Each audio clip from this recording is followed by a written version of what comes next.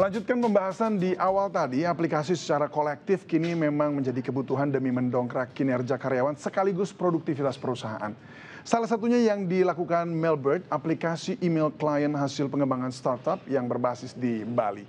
Hingga saat ini Mailbird menyajikan beberapa fitur terbaru yang dapat meningkatkan kenyamanan pengguna. Mulai dari dukungan multibahasa, dukungan proxy server, hingga jaringan email POP3 guna melengkapi layanannya. Mailbird telah melakukan suatu langkah strategis demi mempertahankan kelangsungan dari layanan email baru yang baru tersedia untuk platform Windows tersebut. Terlebih saat ini Mailbird telah menjelma sebagai aplikasi Windows yang menawarkan fitur komunikasi all-in-one untuk mendukung produktivitas seluruh karyawan secara real-time.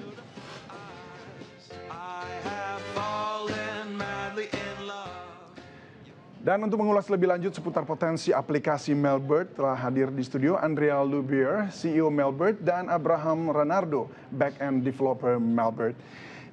Hi, how are you? Welcome to Tech Now. Thank you. It's good to be here. Nice to meet you, Abe. Welcome to Tech Now. Okay, to Andrea first. Andrea, what is wrong with email that you see right now? There are actually more than one issues with email. If you go to the office, or I'm sure even everyone has experienced this. Okay. You always hear people complaining about email. They have too much of it. It's annoying to keep track of. It's too much to organize. Why are they complaining? They're complaining because email it's a problem of information overload, and a lot of it has not adapted to the ways we communicate and collaborate online today. So this is your solution for them? Yeah, our solution is actually a all-in-one communication hub. Can you elaborate? Yeah, definitely. So you can think of Mailbird, the easiest way to describe it is you can think of Mailbird as a Swiss Army knife for all your online and collaborative tools and for communicating. Mailbird is very unique in the way that it actually integrates with many of the tools that we use today, like Facebook, like Twitter, WhatsApp, and then also collaborative tools like Evernote and such. Okay, so what makes it different between this Mailbird to like Outlook from Microsoft or Evernote? Yeah, so it's definitely, we're light years ahead of how we're innovating emails in the sense of you're comparing to different competitors that are on the market today. Some of the things that make us different or special is that Mailbird's a lot faster. It's a lot more polished. If you look at it and compare it to current existing email solutions today, it's a lot more modern. You can customize it and really beautiful to use. So you're saying that the old, like Gmails or Sparrow, it's an old one or something like that? They just haven't they're a little outdated today, and that's why we're seeing people actually coming to Mailbird, which is awesome. So you get a little bit of that market validation when people say, oh, I'm so tired of Gmail, or I'm so tired of Outlook. Oh, Mailbird has everything in one place. So, but why only for Windows? So, as you may or may not know, Windows still holds the majority of the market share. When you're talking about operating systems, it's still approximately 92% of the world is on Windows. So, with that in mind, why not Windows is the question that I would ask. Okay, but any plans for other multi-platform? Absolutely, definitely. To we're doing apps as well? Definitely, yeah. So we're definitely taking it very slow. We want to do this the right way. With Windows 10 launching this year, we're really excited because we're expecting to see a lot of growth for Windows. And that will actually allow us to make Mailbird available on many different devices, whether that's just on your desktop PC, your laptop, a tablet, or a mobile phone on Windows. Okay, so now I want to ask Abraham. Abe, yeah? Abe, okay, Abe. For the feature compatibility and also the functionality, what have Mailbird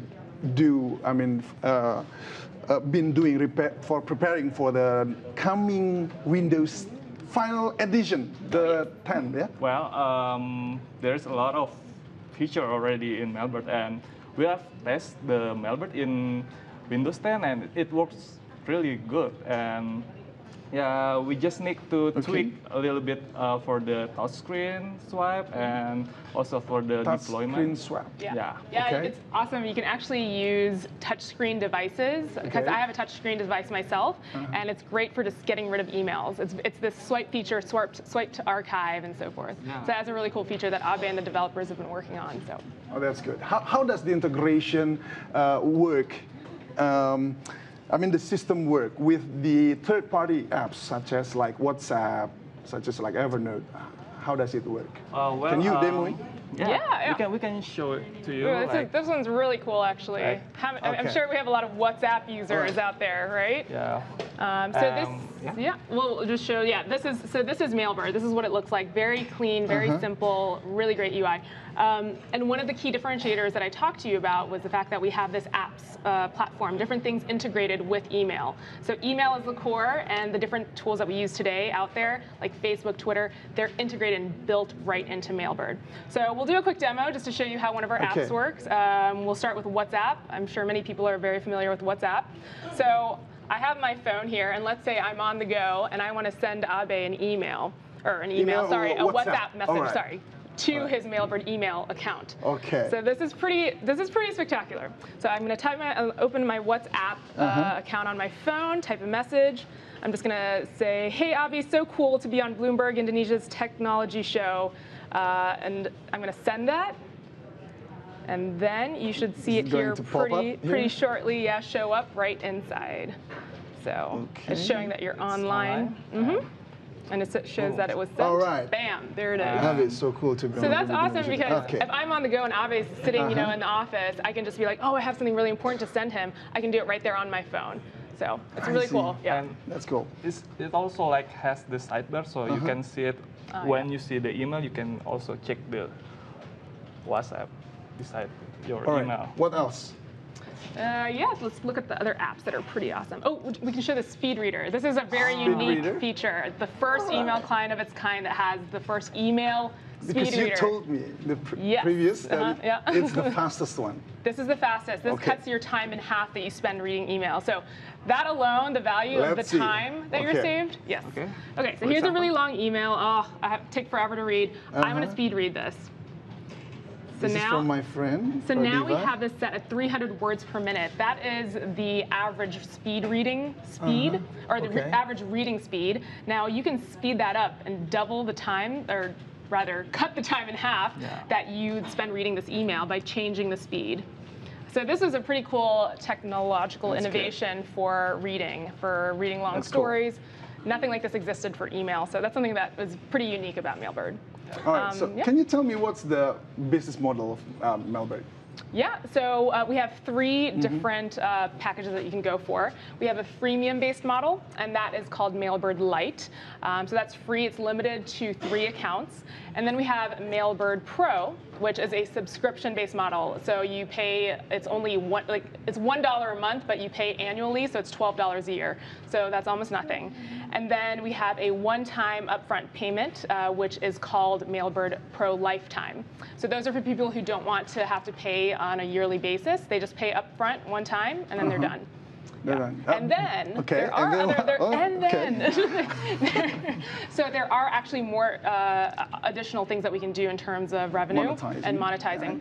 So like what we showed you earlier here with Facebook and Twitter and WhatsApp, all the apps that are integrated there, we're looking at potential partnerships for revenue share. So that's going to be pretty cool for us. We're already partnered with one. How is it going? Yeah, so we have one internet service provider called Mebox. They're actually based in Denmark. And they actually partner with us, and they distribute Mailbird to their customer base, and in turn they take a cut, and so that's how it works. Simple like that. Okay. Is there another funding or from crowdfunding or something else? Yeah, so the initial capital that we've been bootstrapping off of came from our co-founding team. And that's because some of us have actually worked on past startups in the past and exited. So we have a really great background or backbone of experience behind us. We also have done crowdfunding. And we are actively now actually seeking investment. So for any investors out there, contact us. Okay, then. Andrea and Abe, thank you so much for coming. Thank you so much. I appreciate it. Yeah.